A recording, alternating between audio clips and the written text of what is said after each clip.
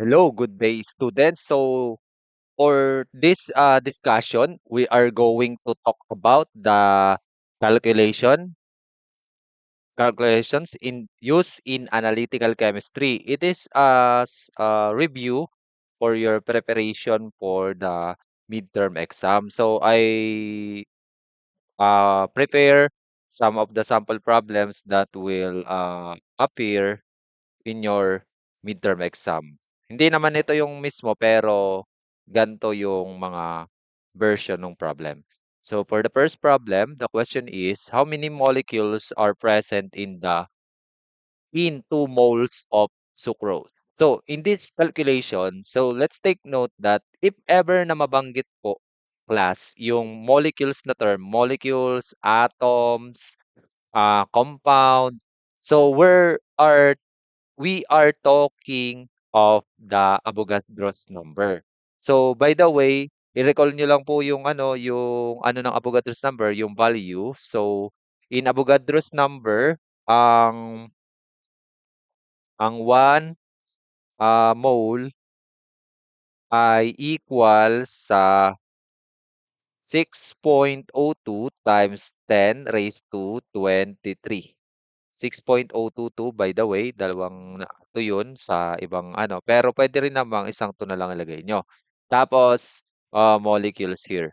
So, if mabanggit ang ano, molecules, compound or ano, so i-recall niyo lang po yung, ating conversion factor ng Avogadro's number which is 1 mole equals to 6.022 times 10 raised to 23 molecules. So, next is ang tinatanong po is how many molecules daw are present in 2 moles of sucrose. Okay, 2 moles of sucrose.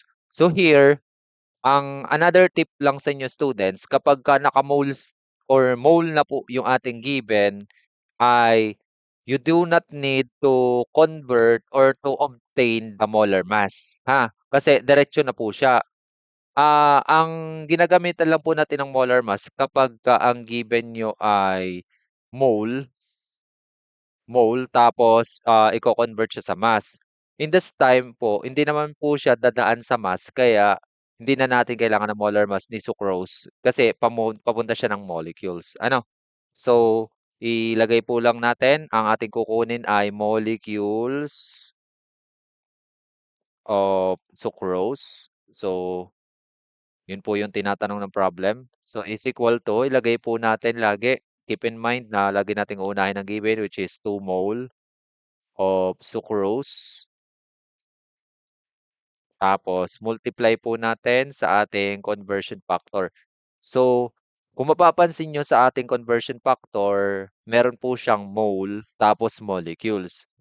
Para po makancel itong mole, ang ilalagay po natin sa baba ay itong 1 mole. So, ilagay po lang natin ang 1 mole, which is the same unit nung nasa taas. So, 1 mole siya ng sucrose ay equal sa 6.022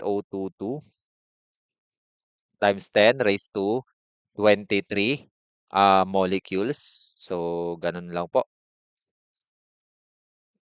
Tapos, yung same na unit from top and bottom, so i-cancel lang natin. Then, kung mapapansin nyo, we're left with molecules. Ano? So, imumultiply lang natin. So, ito naman ay 1 ang denominator, kaya hindi siya makaka-affect sa value ng ating final answer. So, 2 times 6.02 times 10 raised to 23. So, yung ating molecules po ng sucrose will equal to our final answer of 1.204 times 10 raised to 24 molecules. Okay, so and look your answer on the option choice dun sa ating ano question na multiple choice, and kung may kaunti man digits na naiba, possible lang po na nag-iiba kasi diyan is itong last digit which is the uncertain digit, ano. So, this is how you compute if tinatanong ng problem ang molecules papunta sa, mole, ano. Yung mole na given natin imomultiply lang natin sa conversion factor ng Avogadro's number, yung 1 mole per 6.022, ano. No need to use the molar mass of the sucrose. Okay, for the next problem, ito, what is the mass of 2.5 moles of glucose. So here, wala na pong nabanggit na molecules, walang nabanggit na compound, walang nabanggit na atoms. So hindi na po dito involve ang Avogadro's number. So here, ang napansin nyo, nabanggit si mass. Kapag nabanggit si mass at nabanggit din si moles, gagamit tayo ng molar mass. Molar mass nito, ni glucose. So let us recall nga pala kung paano kumumpute ng molar mass. Ang una muna, i-obtain nyo yung molar mass ni glucose. Ano, since calculator lang ang pwede sa inyo, hindi tayo pwede mag-search papunta sa Google, ay kakalkulahin niyo po ng mano-mano ang molar mass kapag hindi ibinigay ni problem. Ano? So, kailangan lang ay medyo familiar kayo sa mga formula ng mga common compound katulad ng glucose which has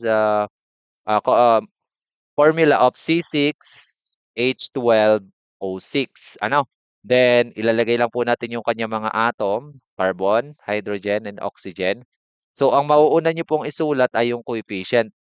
6 for carbon, 12 for hydrogen, and 6 for oxygen.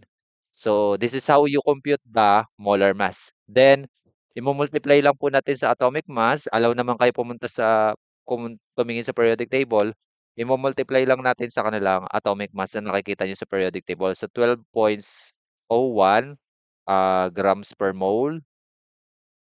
Then, hydrogen is 1.008 grams per mole. Then oxygen is pwede po yung 15.99 pero I prefer yung 16.00 na value ng oxygen. Then after niyan po yung lahat po ng magiging result nitong pag multiply nyo doon dito ay i-add lang natin para makuha natin ang kanyang pinaka molar mass. So 6 times 12.01 is equal to 7.06 grams per mole. Then 12 times 1.008 is equal to 12.10 grams per mole. Then the last one, 6.6 times 16.00 is equals to 96.00 grams per mole, sorry. Then you are going to add this. Then we have our molar mass, which is 180.16 grams per mole. And then we're going to use this in our conversion of this mole to mass. Ano? Kasi, ang given mo yung moles, i-convert mo papunta sa mass. So, ganun uli, lagay nyo lang, mass nung ating hinahanap, which is the glucose, is equals to, lagi nating mauunang isulat ang ating given, 2.5 mole, 2.5 moles. Then, imumultiply po natin sa ating conversion factor na ginawa, which is yung ating molar mass, na nagko-contain siya ng mole at saka ng grams para ma-convert. So, tandaan nyo lang po kung ano yung nasa ibabaw, yun ang ilalagay nyo sa baba na unit. So, mole, lagay nyo 1 mole kasi ito, ibig sabihin yan ay grams per 1 mole. Ano? That is grams per 1 mole. So, we have 180.16 grams. Ano? So, 180.16 grams per 1 mole ng glucose. Parehas po siyang glucose. Ito po dapat may glucose para pag kinancel, medyo ma-justify natin na parehas talaga siya sa taas at sa baba. Then, kakanselin po natin yung moles of glucose. Mole of glucose. Yan. Then after that, we get or we obtain the final answer of yung 2.5 i-multiply natin sa 180.16 grams. Ano? And na-cancel na po yung ating mole. So we have the final answer of 450.4. Ano?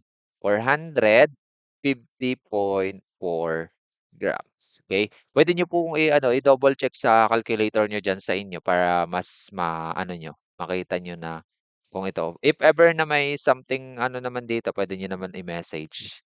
Okay? So this is for the this is for this kind of ano ha, problem. Ano? So, if ever na ang problem hindi nagbigay ng molar mass, you're going to compute that ha. Ano? So, for the last problem in this video, we have the problem table salt has a molar mass of 58.44 grams per mole. A chemist weighs out 2.00 grams of pure table salt. How many moles of table salts are present in the sample? Ang tinatanong po ay how many moles of table salts ang present dun sa sample. Ano? So, kung mapapansin nyo po, meron po tayo ditong grams nung sample at saka molar mass nung sample. And that from that mass ng sample na salt is ilang mole na lang kaya yan? Ano, kung ito kasing 58.44 grams ay isang mole siya, paano pagka umunti, 2 grams na lang? So, let us compute that. So, keep in mind na atin munang ilagay ang ating given. So, yung mass ng ating sample is 2.00 grams. Then, yung ating molar mass ng ating NaCl or nung sample pa din ay 58.44. Meron siyang 58.44 grams sa kada 1 mole niya. Ngayon ang tinatanong, ilang mole daw itong 2 grams lang. So, now, let us write again yung target nating quantity, mole ng sample, which is yung ating NaCl na 2 grams ay ilang mole yan. So, is equal to, o unahin natin lagi yung ating given, which is ang ating given ay 2.00 grams. So, lagay lang po natin 2.00 grams of what? NaCl sample times. Since may involve po tayong grams na naman at saka mole, gagamitin po uli natin itong molar mass na nakikita nyong indicated sa taas. So since ang nasa taas po nating unit ay grams, ang ilalagay po nating unit sa baba ay grams din para po makancel po siya. Grams nino ni NaCl. Then ang ilalagay natin sa taas ay mole kasi yun naman yung ating hinahanap na unit. Okay? So, ilalagay po natin ang mole sa taas, which is ilang mole po tayo sa kada 58.44 grams. So, yan po. So, 58.44 grams ay may 1 mole ng NaCl. Then, atin pong ika-cancel yung ating parehas na unit sa taas at sa baba, grams NaCl, grams NaCl. We're left with mole NaCl, which is target ng ating problem since tinatanong ng problem na how many moles of table salts ang meron dun sa sample na 2 grams nung sample. Okay? So now let us compute here it in the calculator. So 2 grams divide lang po natin siya sa 58.44. Then our final answer for the mole of NaCl sample na 2 grams ay meron lang po siyang 0.0342 moles. Kasi kung 58.44 ay meron tayong 1 mole, ay 2 grams lang po naman yung tinatanong sa atin. Kaya less than 1 po talaga yung magiging expected nating magiging mole na lang ni NaCl here in this problem. Ano? So now, atin pong i-box ang ating final answer. And hanapin lang po natin sa option. Now, tip lang sa inyo mga student, if ever na hindi nyo makita itong final answer na naka-decimal point, ang kadalasan po, ang gagawin pong given sa mga options ay naka-scientific notation. Ano? So by the way, dapat familiar at aralin nyo uli kung ano yung relationship ng naka-decimal form na mga digit or numbers into scientific notation, kung paano siya i-convert. Kasi possible na sa option, ang inilagay dyan ay 3.42 times 10 raised to, ilang move po yung gagawin natin dito? 1, 2. So, papunta siya sa right. So, that is negative po. So, negative 2. Possible na ganito po yung nasa option. Kaya, take note pa rin na alalahanin nyo pa rin kung paano yung conversion ng scientific notation into decimal form. Okay? So, that's all po muna for this review for the Chem 2 for your midterm exam tomorrow.